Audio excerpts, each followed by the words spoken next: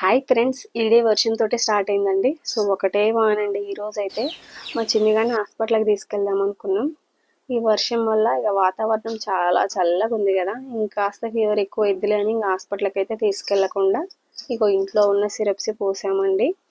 ఇక ఈవినింగ్ కాస్త తేరైంది కదా, సో దీపం పెట్టుకోవడానికే తేరైందిలే అని తొందర బాగా చేసి వచ్చి దీపానికి అయితే రెడీ చేస్తున్నాను అనమాట. అండ్ నిన్నటి పూలు ఉంచి దీపారాధన చేస్తే అది రాక్షసులకు చేసినట్టు అవుద్దని ఎవరో చెప్పారనమాట.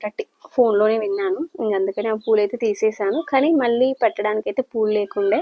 సో ఇంట్లో ఉన్న బెల్లాన్ని నైవేద్యంగా పెట్టి దీపారాధన అయితే చేశానమాట.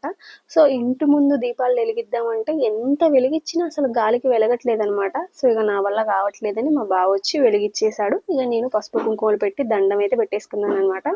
ఇక్కడ చూసారా ఫ్రెండ్స్, నిన్న అలా బాటిల్ కాలడం వల్ల ఆ కుందులు ఎలా అయ్యాయో చూడండి. రోజు తొందరనే దీపం పెట్టేదండి, కానీ ఈ రోజే చాలా లేట్ అయిందండి. వర్షం వల్ల కాదు, మా చిన్నిగాడ సతాయించడం వల్ల లేట్ అయింది.